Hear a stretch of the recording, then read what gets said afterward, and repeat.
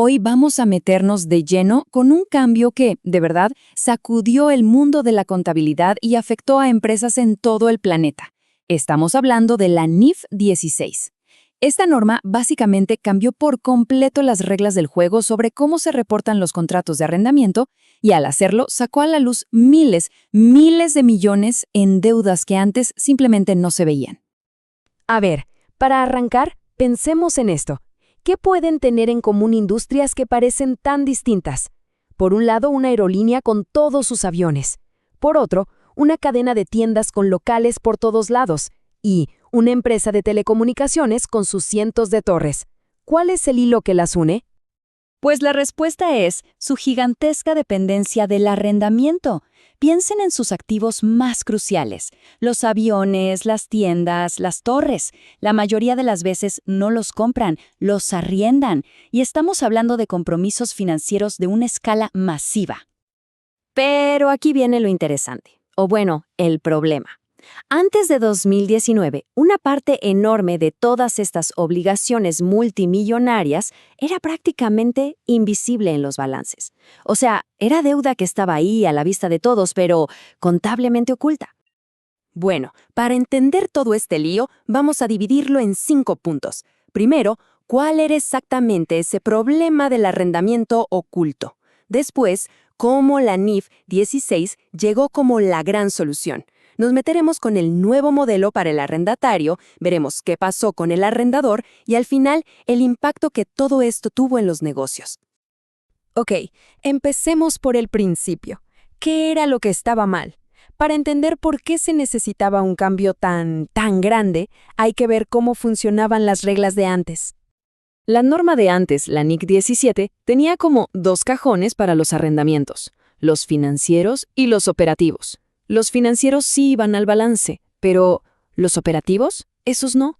Y adivinen qué, la gran mayoría eran operativos. Se trataban como un simple gasto de alquiler y listo. La deuda total convenientemente quedaba fuera de los libros. Y no es una opinión, ¿eh? La propia NIF 16, en sus primeras páginas, lo dice con todas sus letras. El modelo anterior permitía que activos y, lo más importante, pasivos enormes, simplemente no se reconocieran en la contabilidad principal, un punto ciego gigantesco. Y claro, esto creaba un problemón de transparencia. A ver, imaginen que quieren comparar 2 aerolíneas. Una compra sus aviones, la otra los arrienda. En los papeles, la segunda se veía mucho menos endeudada, aunque ambas tuvieran compromisos de pago gigantescos. Era una distorsión total de la realidad, del riesgo, del apalancamiento real que tenían.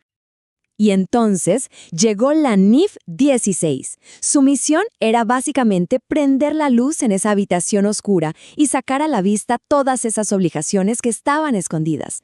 La idea era ofrecer una foto mucho más honesta de la situación económica real. El objetivo, dicho por la propia norma, suena muy formal, pero la idea de fondo es muy potente. La palabra clave es representación fiel. ¿Qué significa? Que los números deben mostrar la verdad económica de lo que está pasando, no solo lo que dice el papelito del contrato. Ok, ¿y cuál fue el cambio más grande de todos? Pues esto, se acabó la división entre arrendamientos operativos y financieros para el que alquila, o sea, el arrendatario. Se acabó eso de esconder deudas fuera del balance. De ahora en adelante, casi todos los arrendamientos se tratan igual. Muy bien. Veamos entonces cómo funciona este nuevo modelo para el arrendatario, que al final del día es quien sintió el cambio más fuerte. Ahora, el proceso es como un movimiento doble, 2 cosas que pasan al mismo tiempo.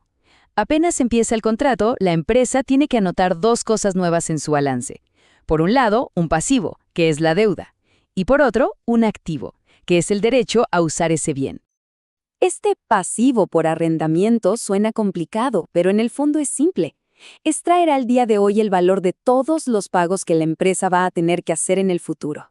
Básicamente, es ponerle un número a la deuda total que se está asumiendo. Y la contraparte de esa deuda es el activo por derecho de uso. Y esto sí que es un concepto interesante. La empresa no es dueña del avión o de la tienda, claro que no, pero tiene algo muy valioso, el derecho, por contrato, a usarlo por un tiempo. Y eso, amigos, ahora es un activo. Esto muestra perfectamente la nueva forma de pensar. Pero ojo, que esto también cambia todo en el estado de resultados.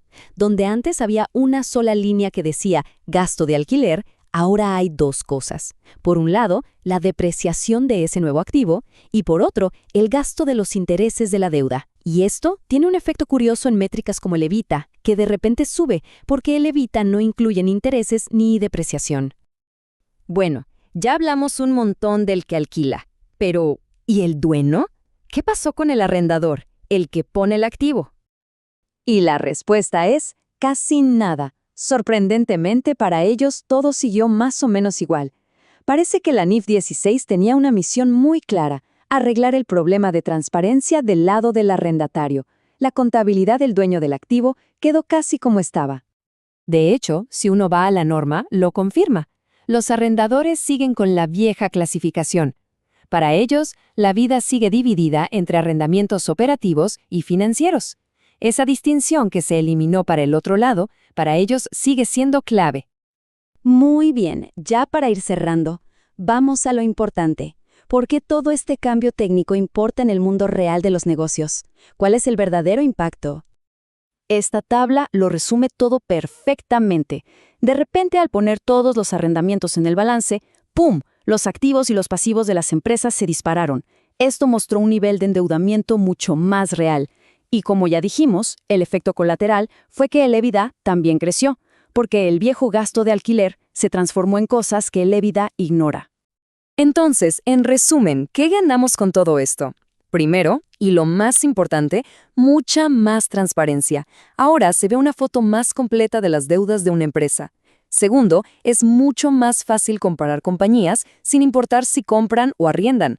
Y tercero, y el objetivo final, los balances ahora sí que reflejan mucho mejor la realidad económica de las cosas. Y todo esto nos lleva a una última reflexión. Con cambios como este, que buscan desesperadamente reflejar la realidad económica, ¿de verdad nos estamos acercando a que los estados financieros sean un espejo perfecto de un negocio? Quizás no, pero sin duda, la NIF 16 fue un paso de gigante en esa dirección.